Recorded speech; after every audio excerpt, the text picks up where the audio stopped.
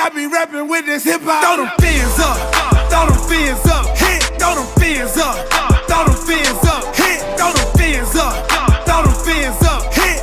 This the new era and we back up in the mix. Throw them fins up, throw them fins up, hit, throw them fins up, throw them fins up, hit, throw them fins up, throw them fins up, hit. This the new era and we back up in the mix. It's the new era and we back up in the mix. Ain't no more relying on fits. It's time for Tua to get us lit. That's why we got Waddle at 6 and Jalen Phillips is a brick at 36. We got Javon Hollins, Madden hit stick. Eichenberg protecting hips. 2 whole years and he ain't slipped. Run along, he got that gritter, triple threat, he so legit. Garner Coleman, Jared Dokes, the 7th round was such a gift. That's why we toast, that's why we sip, that's why we reppin' MSM. Miami sports music, don't confuse it, don't abuse it. Unless you want a new contusion, real talk, ain't no illusion. Solo D started a movement, MSM the institution. TD Fins the contribution, yeah we started a new unit. Throw them fins up, throw them fins up, hit, throw them fins up, throw them fins up, hit, throw them fins up, throw them fins up, hit. This the new era and we back up in the mix. Throw them fins up, throw them fins up, hit, throw them fins up, throw them fins up, hit, throw them fins up, throw them fins up, hit. This the new era and we back up in the mix. MIAMIDOLPHINs, where do I begin? I've been rapping since a kid. If you rapping, then we can. TWA, if you rapping, then we can. Welcome to Percival. We asking what would Shula do? He would take the narrative and spin it like a hula hoop. He say let it Coach Flow. Coach Flow gon' do his thing and he gon' bring it to it in and to it. Come and change the game. Watch the squad ball out. Got the fans all excited. Coolers out. Grills on. Got the tailgate ignited. It's the Aquahorn Society. They know we stay united. DWA, we be down and start a riot. Throw them fins up. Throw them fins up. Hit. Throw them fins up. Throw them fins up. Hit. Throw them fins up. Throw them fins up. Hit. This the new era and we back up in the mix. Throw them fins up. Throw them fins up. Hit. Throw them fins up. Throw them fins up. Hit. Throw them fins up. Throw them fins up. Hit. This the new era and we back up in the mix. Who that? So low, so low, so low D. Who? So low, so low, so low D. Yeah. Hey, TD Fins. They know it's coming. Yeah.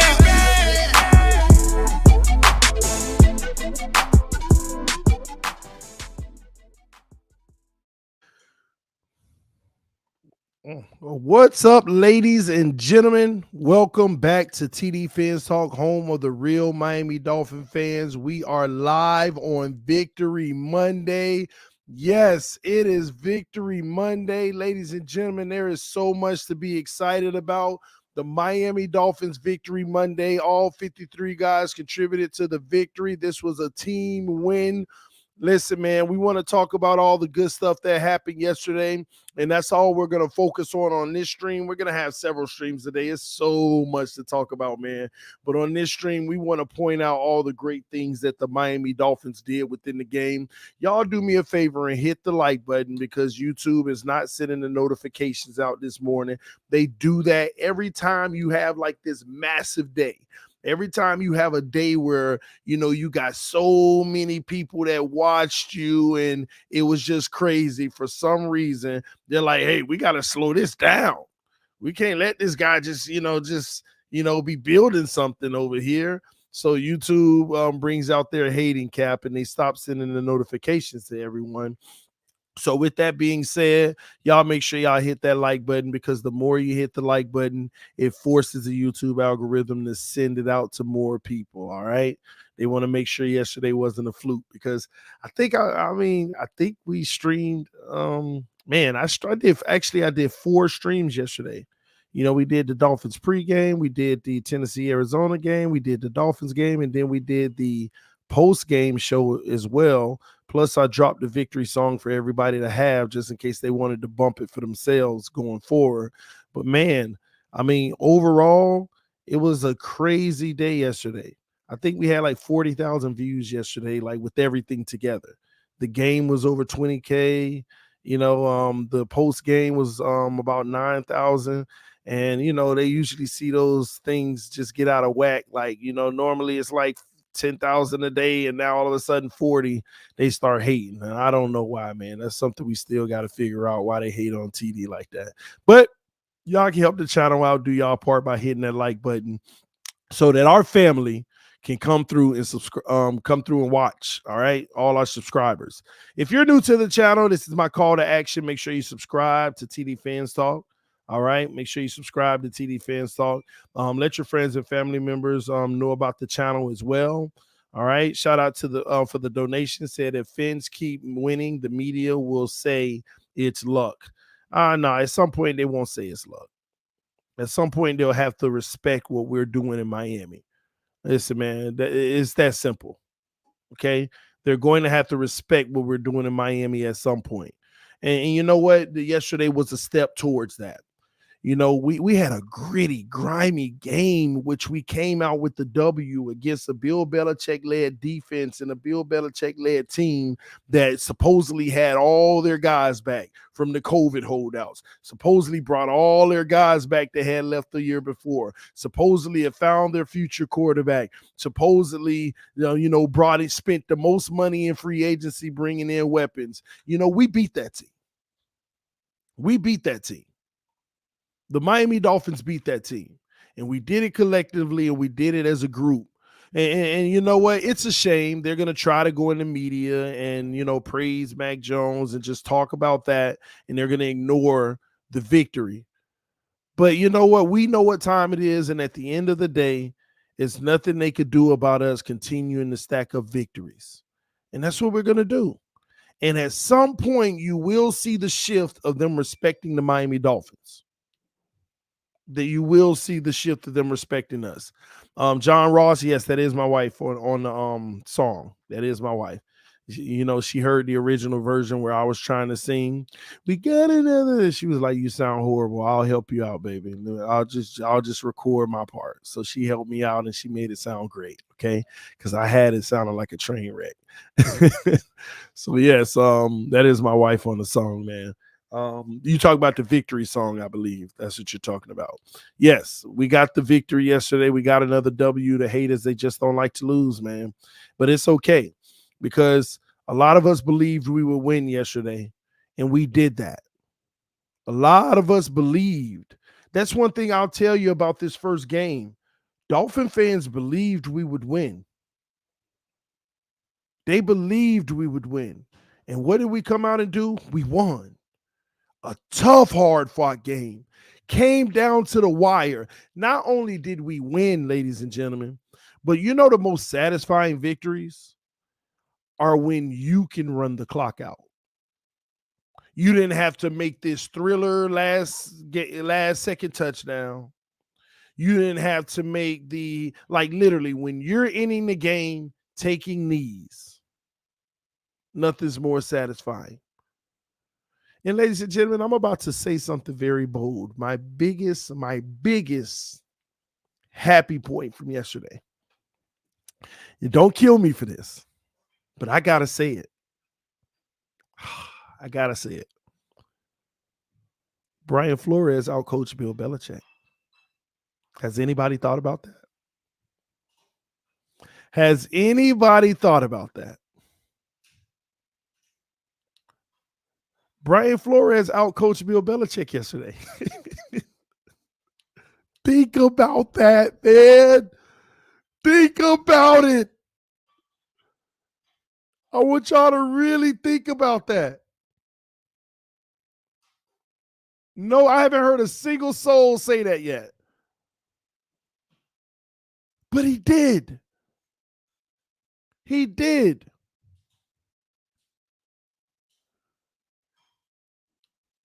Not only did we win, but do y'all understand the gravity of the victory? We were on the road in New England, Foxborough, on the road, Bill Belichick.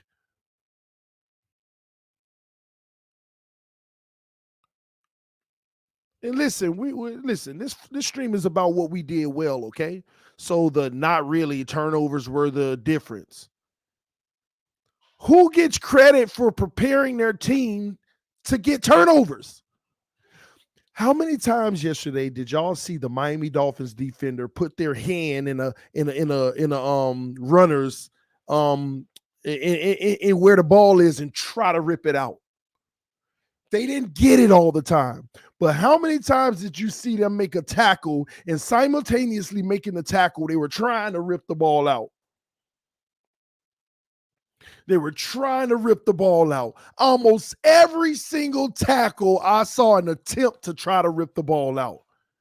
That's coaching, man. You know why? I went to training camp for about 5 days. And guess what is a part of training camp? It's right in the middle of training camp. As soon as they take their first big water break, everybody helmets off, everybody getting water, sitting around talking. The very next thing they do is the whole team lines up in like 6 different lines, and it's a ball carrier and a defender, and they're picking up fumbles, and they're trying to rip, they're trying to punch. Like they do this drill in practice every single practice. When you're doing that in practice, every single practice, it is a legitimate segment of practice. Your coach is doing that for a reason. Your coach knows how important it is. And yesterday, the practice that our team put in doing that showed up on the field. Y'all have to understand, coaching isn't just on the day of the game. It's not just who called the best play calls, who blah, blah, blah. The reality is you get out coached when you get the victory. Why? Because you prepared your team to win better than the other team. Everybody think coaching is just in-game. There is a level of in-game coaching. That's performance, just like the players. But you prepare your team for the win. And I can truly say Brian Flores prepared his team for that win yesterday. Up on the ropes. At the end of a boxing match, you're on the ropes, taking blows down the field, but that preparation met opportunity. Have you ever heard that? Y'all give me the word in the comment section. What's that word? Preparation meeting opportunity. What is that word? Preparation meeting opportunity.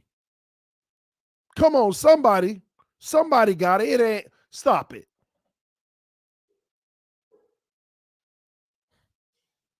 Somebody, give me the word. Come on now.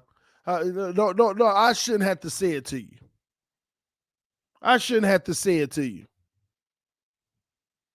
Success is when preparation meets opportunity. Somebody said Kaizen. Kaizen means continuous improvement.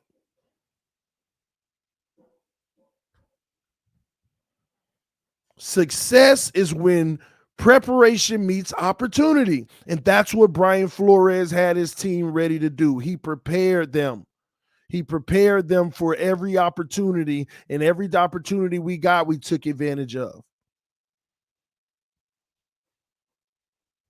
They fumbled the ball like 4 times yesterday. We just recovered 2. Y'all don't forget that.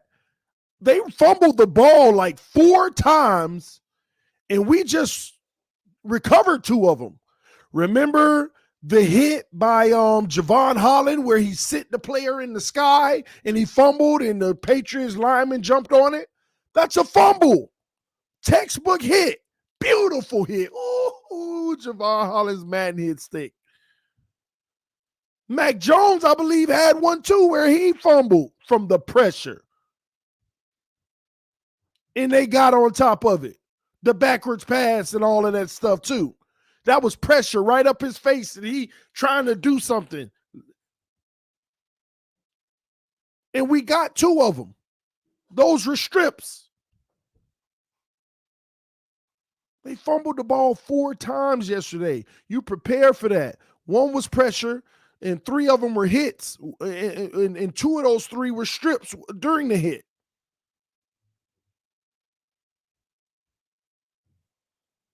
Brian Flores outcoached Bill Belichick yesterday. He truly did. He didn't prepare. He prepared his team better than Bill Belichick did, and we got the victory. Also, the play calling to start the game and the play calling out of the halftime was superior and excellent. It was a good flow to the offense. It was a great flow to the offense. Like, it's almost like we couldn't be stopped. We got anything we wanted on those plays. They weren't even tight plays like, oof, oof. No, I mean, it was just great execution by our offense. To come out and to start the game and to come out of halftime and put that up, it was just a thing of beauty. A thing of beauty. And guys, do y'all realize how we sealed the game? Do you guys realize how we actually sealed the game? That last drive to get that first down, nobody's talking about that execution as well. Nobody's talking about the execution on the very last drive. Let me go ahead. Let me go ahead and show you real quick. 1 second. We literally had the ball with 3:31 left, and the Patriots needed a stop, and we didn't give it back. How many times in the past with 3:31 left and the Patriots have three timeouts did we run plays and we end up punting and giving them 2 minutes left and we had to go on defense to try to win the game? We didn't allow that. So with all the work the defense did yesterday to help our offense, when it mattered most, got the job done with 3 minutes and 31 seconds left in the game to not have to put the defense on the field. That's so huge. That is like an underrated thing that nobody's really thinking about, of how we were able to just seal the game by keeping the ball away.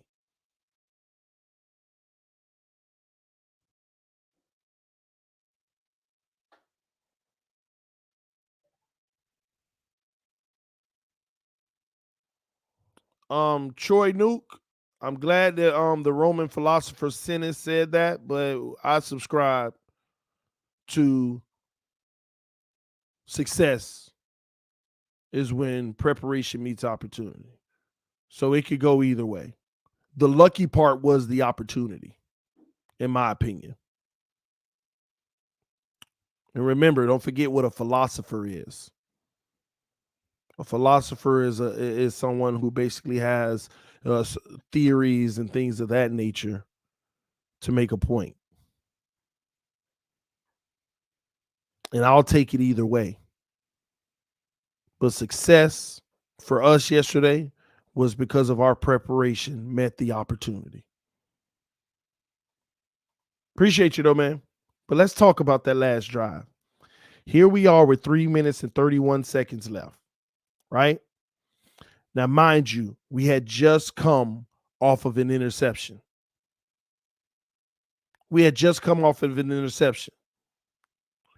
And literally, we put ourselves in a 4th and 15 situation.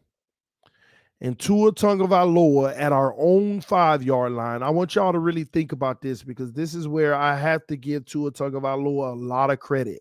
We were backed up at our own 5-yard line. Last year, I would have been scared out my mind that our quarterback might have taken a sack. But backed up on our own 5-yard line, 1st and 15, we don't run the ball.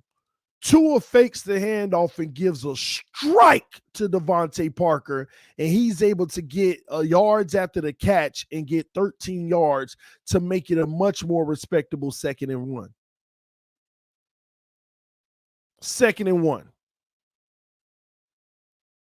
Then we run a wildcat, which is beautiful execution, and we pick up a first down. That's all play calling, ladies and gentlemen. Think about it. 1st and 14, and you're up winning this game, and it's 3:31, and you got the guts to throw the ball on first down. Your quarterback, your O-line, your wide receiver perfectly executed because you prepared for it. And they were getting that play. And let me tell you the genius in coaching. They hadn't missed on that play all game. That was like the 3rd time in the game they ran that same play, and they never missed on it. They never missed on it. And that's great coaching to come back to something that you didn't miss on all game that they just haven't been able to stop. And you got 1 yard to go on 2nd down, and guess what? You came back to something that you realized within the game they weren't able to stop. There were a lot of things that they were able to stop in the game, but one thing they weren't able to stop is the quick slant from Devontae Parker. Another thing they were not able to stop the entire game was every time we lined up in the wildcat. And for the 3rd time in the game, that's the beauty of it.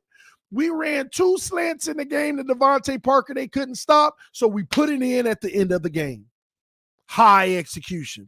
We ran 2 wildcat formations in the game, so we put it in at the end of the game. High execution. Offensive coordinator needs to be given credit for that last drive, keeping the ball away from the New England Patriots. We get a first down. Now, we made the Patriots call a timeout on a first down. That's unorthodox. They realize, man, we just gave them the first. We got to use our timeouts now. That's when we finally forced them to do something. That's when Belichick realized, things just got tight. They picked up that first down. Now on first down, I got to use my first timeout. Conventionally, you run the first play, then you use the timeout. Y'all see what I'm saying?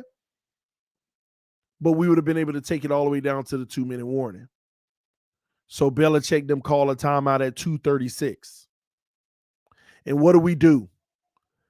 We realize now we don't want to throw the ball anymore, because we've gotten in that sweet zone. See, 3 minutes and 31 seconds isn't a sweet zone. The sweet zone is actually under 3 minutes.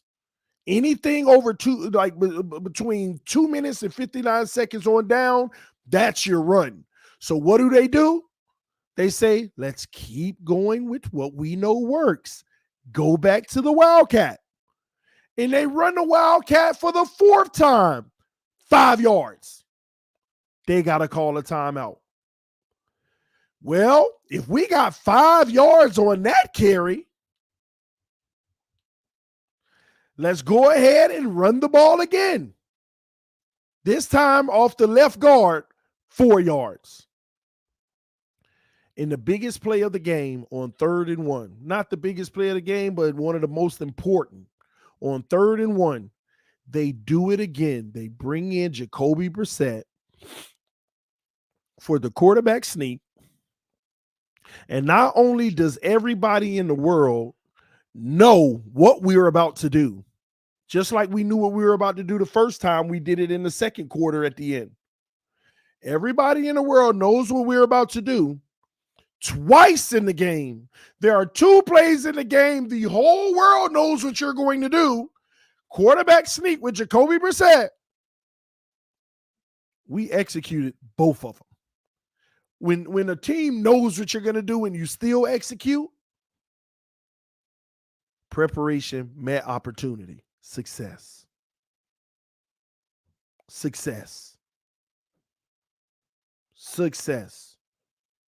And let me go a step further. It is a genius coaching call to put Jacoby Brissett in for multiple reasons. Number one, Tua doesn't need that type of contact that's going to be happening up in there on that bang quarterback sneak. Also, Jacoby Brissett has the physicality and the body to have a higher percentage chance of making that. That's not a knock on Tua at all. This is situational football. This is opportunity football. You do what it takes. You do whatever it takes. And what I love the most about it is when Brissett got that first down, who was the most excited person in that game that day? Tua Tagovailoa, jumping up and down off of his feet. First down, yeah! That's teamwork, man. That's team play. That's camaraderie. That's togetherness. Is winning football. And Tua comes back out and does what he deserved to do. Take 3 knees. Because no matter how beautiful or ugly the game was, every player on that field earned it. Every player on that field earned it. I know we talk about the things that didn't go well, but there are also things that went great. When Jalen Waddle missed that pass on the side, he caught one of the biggest ones in the game for 36 yards. It's how it happens. When Tua threw that interception, he also found Waddle for a touchdown and ran one in for himself. That's how games go. It's not all pretty. There's always characteristics that we can improve and that definitely need to get better. But at the same token, man, the Miami Dolphins, every guy on that team contributed to the victory. Every guy on the team contributed to the victory.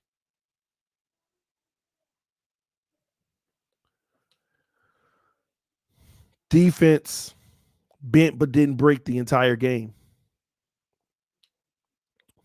That interception was so scary because the New England Patriots actually, I want y'all to think about this.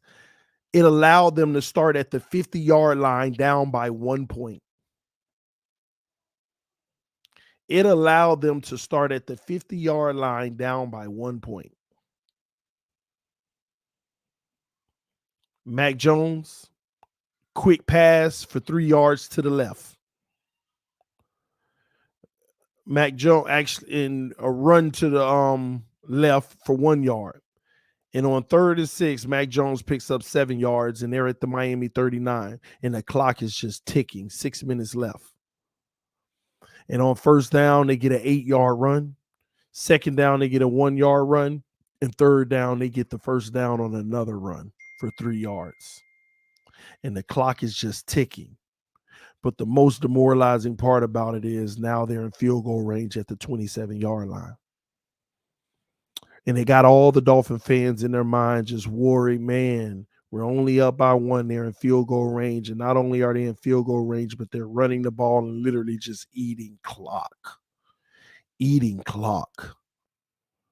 And on 1st down, they run again for 5 yards. Oh, my gosh, the clock is just ticking. It's at 4:15 now. And on 2nd down, they dared to throw the ball, and they get 11 yards, and it's another 1st, and the clock is just ticking. And here we are, 1st and 10 with 3 minutes and 18 seconds left, and they got a 1st down at the Miami 11-yard line. 11-yard line, like it's almost a guaranteed. It's a 99% completion percentage of a field goal alone, and we're only up by 1 point. 1 point. And the scariest thing isn't the fact that we're up by 1 and they're in territory. It's the fact that they have the ability to get one more 1st down before they even score, which can leave us, if we get the ball back, because we were guaranteed to get it back, but it could leave us with less than a minute left on the clock. And if it was a touchdown they scored, it's even tougher. If it's a field goal, it's more reasonable, but it's still going to be tough against this defense.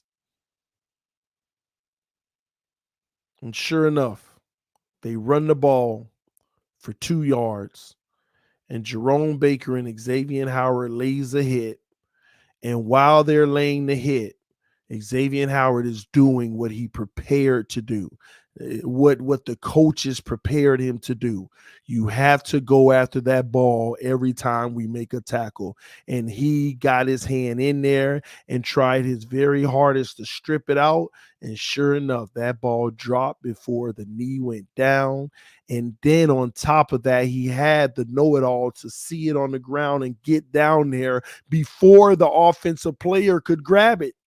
Because the offensive player was right there when it dropped. He knew it dropped, and he knew it dropped before Xavier Howard knew it dropped. The offensive player knew it dropped before X knew it dropped, and the offensive player had a closer position to get it before Xavier Howard, and he still got in there and got it.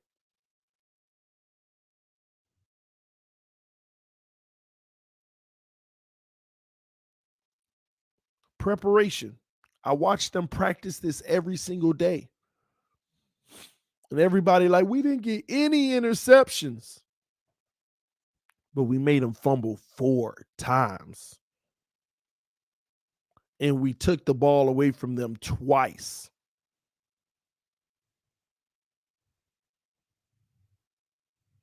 That's huge. It is huge. So down the stretch, in the last 2 possessions of the game, that's where coaches make their money. We outplayed and executed them in the last 2 possessions of the game. And that's why I say, overall, Brian Flores outcoached Bill Belichick yesterday. Brian Flores is a darn good coach. He doesn't have nearly the resume that Bill Belichick has, but he ain't far.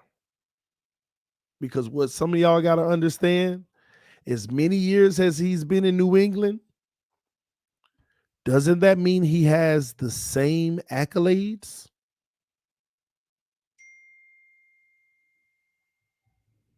Doesn't that, when you really think about it, I want y'all to really think about it. Doesn't that mean he has the same accolades for all the years he was in New England? 4 years ago, the New England Patriots won a Super Bowl. Brian Flores won a Super Bowl too, as a coach on the staff. That's how that works, ladies and gentlemen. That's why they get promoted the way they do, because of their resume. Now, Bill Belichick is going to get the overall credit. But if you still haven't seen that episode of that Super Bowl, of Bill Belichick on the sideline of the last Super Bowl that they won. Matter of fact, I got to ask y'all, did y'all see that video of the Patriots last Super Bowl they won? And they were showing Bill Belichick on the sideline the whole time, how he coached through the game. Did y'all see that video? Yes or no in the comment section? Because I might have to play that one day. I might have to play that for y'all one day. Somebody said, what video? That video shows you Brian Flores at work.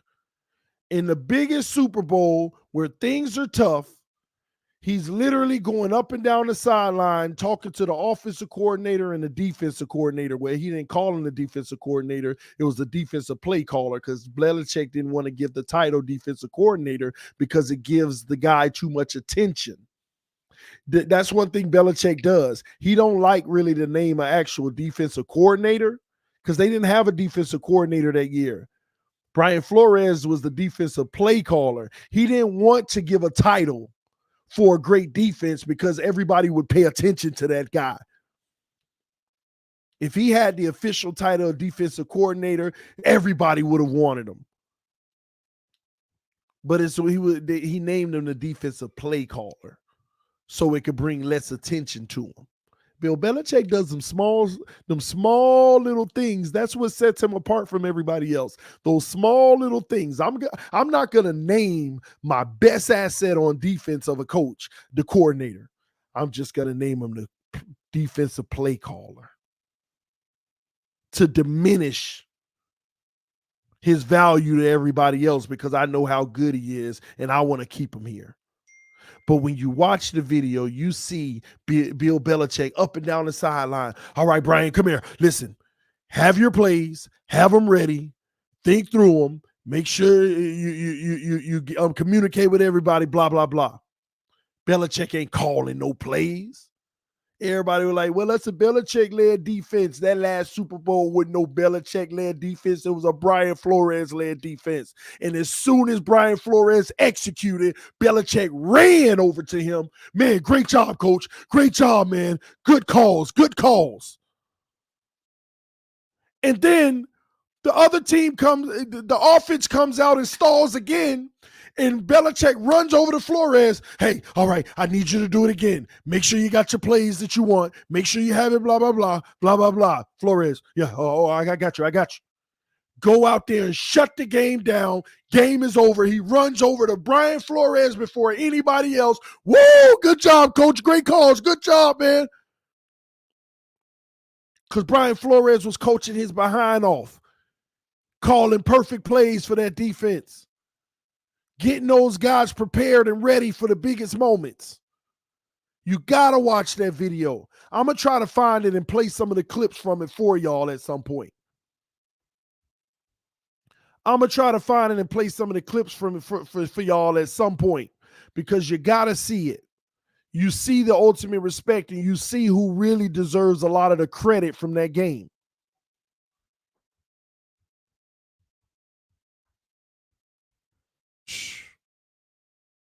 One moment.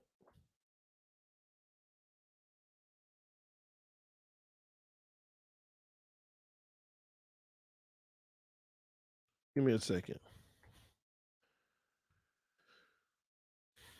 I don't know if I can find it right away, but I'll see, man. I'll see if I can. What year was that? I gotta remember what year it was. Man. TD, what's the video called? That's the problem. I don't remember the exact name of the video, but I will find it. I will find it. But it was their last Super Bowl. It was their last Super Bowl. I will find it for y'all, and when I do, I know which Super Bowl it was, but I'm saying I gotta, like, there's a 41-minute video of the mic'd up, but I remember seeing a video of just like a 6-minute clip of those moments. I remember like a 6-minute clip of that moment. And it was at the end of the game. And it was a lot of Brian Flores. Belichick on the sideline talking to Flores. So I'll see, but I'll find it for y'all. TD, what's up with the number 88 and number 1? Was there beef? We're not talking about that right now. That'll be on another stream today. I just want to talk about the great things right now.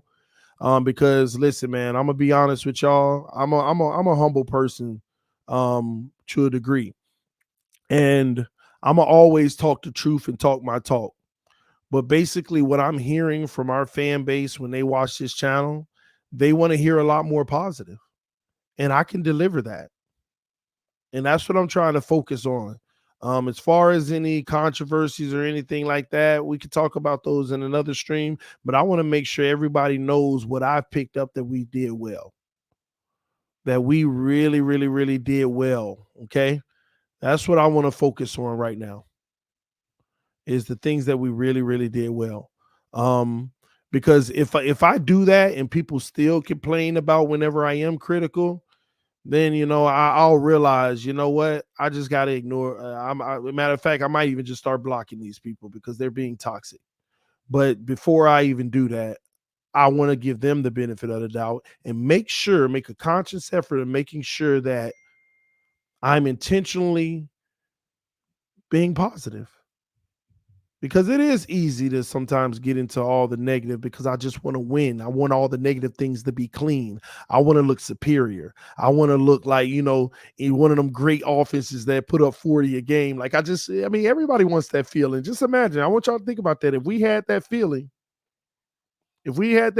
of, oh my gosh, we're putting up 40 every game, we can't be stopped. That's a whole nother level that we don't even know how that feels. And I think my passion about it, that's where it comes from. That's why I'm very critical about everything, because those are the things we need to fix to become that team. But, again, I recognize, if a lot of people are saying it, then I'm going to listen. Now, what I just said, a lot of people aren't going to hear what I just said. They're not even going to know I just had that brief conversation with y'all of me just saying that and recognizing that. They'll just still attack me, but I understand that. It's a part of what comes with it, okay? It's a part of what comes with it. But yeah, it is what it is. Man, I don't know if this is the video, but I'm going to try to play a little bit of this. I'm not sure if this is the actual video.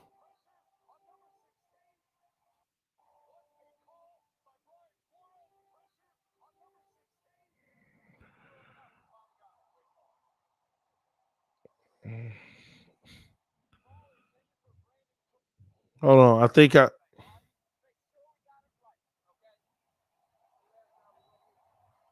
All right. I think I might have it. Let me see. I'm going to see. I don't know if I have it, but I'll see if I have it. I'm going to play it on a small screen, and I'm also going to continue to say the words fair use, because I don't want them to block us for it, okay? Let me see. Give me a second. I think I might have it. I'm going to play it on a small screen. The issue is this mic'd up thing right here. That's so y'all know the reason why things get flagged on YouTube. Do y'all see this mic'd up emblem with the NFL emblem? Any video that has a watermark or those type of things on it, it basically says this is mine, and this is what they flag. So hopefully they take a view of this entire screen and notice that it ain't in a place where they think it'll be, and we'll be okay with it. So I got to keep saying fair use so that they don't pick up on the volume plus the thing at the same time, okay? So understand that's what I'm doing when you hear me say fair use. I do not own the rights to this, all right? So let's see what we got. With Melio's vendor payment solution, you can pay your business bills now and keep. All right, let's skip that. Here we go. This is the GOAT, man. I'm telling y'all, man. I know Bill Belichick gonna get the little praise, but I'm telling y'all, man, that's the mic'd up piece that I was talking about.